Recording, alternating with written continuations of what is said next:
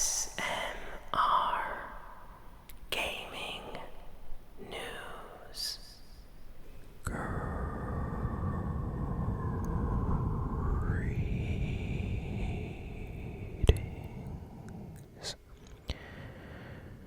everyone, and welcome to ASMR Gaming News. Please hit that like button, sit back, relax, and let's begin. So, we actually have a surprising week for video game news.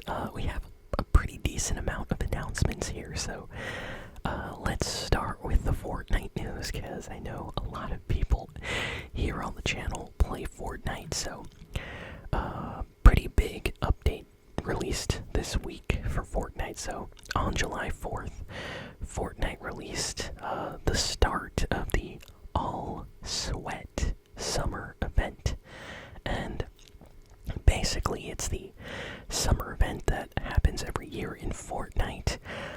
It seems like this year's event is a little bit smaller, and a lot of people are saying that means that they might be saving some stuff for the Fortnite birthday anniversary that's happening, in about, I think, a month or two. And the upcoming Jack Sparrow Pirates of the Caribbean collab, so it looks like there might be a huge kind of event for that. So Fortnite decided to go smaller with the Sweat Summer event this year. So last year, I believe the event was called No Sweat Summer, and this year it's called All Sweat Summer, so that's kind of interesting. There are a couple of cosmetic items that you can unlock by doing these summer event challenges. They're pretty simple. There's like 3 different cosmetics as far as I know of right now. Maybe they'll add more in the future, but yeah, it's not a lot of stuff. So some people in the Fortnite community were talking negatively about this. They were a little bit mad that Fortnite didn't do more. But what Fortnite did do is they kind of fixed ranked in the game right now. So for those of you that don't know, Fortnite ranked this season was absolutely crazy. Every single item or weapon that was in the main game was also in ranked. So it was just full of players using the nitro fists, the cars with the gun turret or the grenade launcher. People were getting cars, camping with them in a location until like the final circle, and this was in 0 and in build modes. So what Fortnite did, they completely removed the cars from ranked. So if you play ranked Fortnite, cars will no longer exist in the game. Additionally, nitro fists have also been removed, and lastly, they completely removed NPCs. So you can no longer hire NPCs, you can no longer talk and buy good loot or get free big shields or things from NPCs. The only NPCs that are on the map are the hostile ones, like the bosses that you can get the medallions from. That's it. So it's really, really interesting. They kind of fixed the ranked. So I noticed today a lot of Fortnite streamers playing ranked. So I think everybody's happy. Now all we have to wait for is a ranked version of Fortnite Reload, which I would absolutely love. So hopefully that actually happens at some point. Next, we got some kind of sad news, but I'm happy we got this news. It's about GTA 5. So developer for GTA 5 talked this week about a canceled single-player DLC expansion that they were making for GTA 5. And as soon as I heard this, I was like, oh man, that would have been amazing. So, for those that don't know, GTA 4 kind of got DLC expansions. GTA 4 came out, and then a year or two later, Rockstar put out some expansion kind of games set in that world. Well, basically the same exact thing for GTA 5. So it was revealed that like after the game came out, there was a team at Rockstar. Half the team went on to Red Dead Redemption 2, and then another half of the team stayed and was working on a DLC single player expansion which would follow Trevor, I believe, after the events of the story. And it was just gonna go on with like Trevor doing a bunch of like crazy things, and I was like, oh, that would be so cool. And I believe, of course, you know, Michael Franklin would make appearances in Trevor's story, but he was kind of like the main focus, it seemed. And they said they canceled, and it was amazing. He said they had to cancel this single-player DLC because Rockstar really wanted them to focus only on GTA Online. And they said that even though the story was really good for this DLC, they said that it would rob people from buying GTA Online stuff. So they said it would be competing, and they didn't want two products competing. Like, you know, there would be some people that would play GTA Online and some people that would be buying and playing the new DLC GTA 5 content. And yeah, they had to cancel it. So that apparently is an unfinished DLC that is sitting somewhere in the Rockstar Games vault. And I'm actually kind of sad. Like, I would love some more GTA 5 content. Like, I know GTA Online, you know, there's missions and new story stuff there, but it would be so nice if we got like a entire kind of separate story with Trevor, like more story stuff that takes place after the game ended. That would be nice. So I'm definitely a little bit sad after hearing this news, and I know a lot of other GTA fans probably feel the exact same way. So hopefully one day maybe that comes out, who knows. But yeah, great news for Dragon Ball fans. Apparently the game Dragon Ball Z Kakarot has sold over 8 million copies worldwide. So this is a huge number. I had no idea this game was selling that well, but I guess that's the power of Dragon Ball Z. It's just famous worldwide, you know, so everybody's buying this game. And, wow. So, yeah, it smashes through 8 million sales, so by the end of the year, it's probably going to be at 9, if not 10 million. And for a game like Dragon Ball Z Kakarot, that's actually very good numbers. I wonder how the upcoming Sparking Zero Dragon Ball game is going to sell whenever that releases. Some disappointing news for Xbox fans. So, yeah, some new info has kind of come out. Internal staff and people that kind of are in the know over at Xbox kind of came out to say like, hey, we aren't aware of any Banjo-Kazooie game being remade or rebooted or anything. And for those that don't know, Banjo-Kazooie is kind of like a 3D platforming game, kind of like Super Mario, that Xbox kind of owns the rights to because they own the company Rare. And a lot of people, after the Xbox 360 got a Banjo-Kazooie game, were expecting a sequel or a new game in the series, and nothing has come out since. And that was back in the 2000s for the Xbox 360.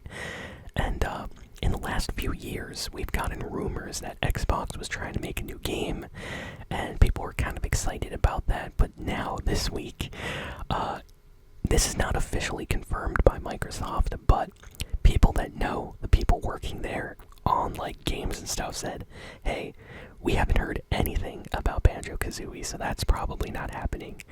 So that is very disappointing if that's true, because I would have like absolutely loved to see a new game in this series, you know, on Xbox Series X. The games were always kind of like chill and comfy and just really fun and colorful, and I think a lot of people would like a new game in that series. Kind of like a lot of people loved the new Spyro or Crash Bandicoot games that came out. Like, I don't know, Banjo is very similar to like that Crash Bandicoot and Spyro style of gameplay. What else? A new game came out this week called The First Descendant, and yeah, it released on like Xbox, it's on PC. It's a really interesting game. So it has combined a lot of stuff from various games. It's kind of like a looter shooter, is what I've heard people call it, where you basically, go through like missions online, shooting your way with other players, and then you get loot. And yeah, it's being compared a lot from what I've seen to like Destiny. People have been calling it like anime Destiny because the characters in the game have a kind of like anime aesthetic, and it looks cool. I have not played it, but it's free. So if you're looking for a free kind of fun it's a third-person shooter. It's called First Descendant. Definitely check it out. The graphics look amazing. Since it's a free game, of course, you will have to buy, skins and stuff like that. And they're not free. From what I've heard, they're actually kind of expensive.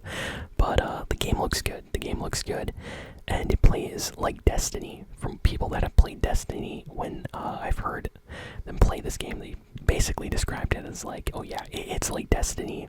Just the graphics, look a little bit different, and how the gameplay is and requires you to like unlock things is different, but it looks cool. So definitely check out a trailer, check out some gameplay of the First Descendant. Next, Multiversus.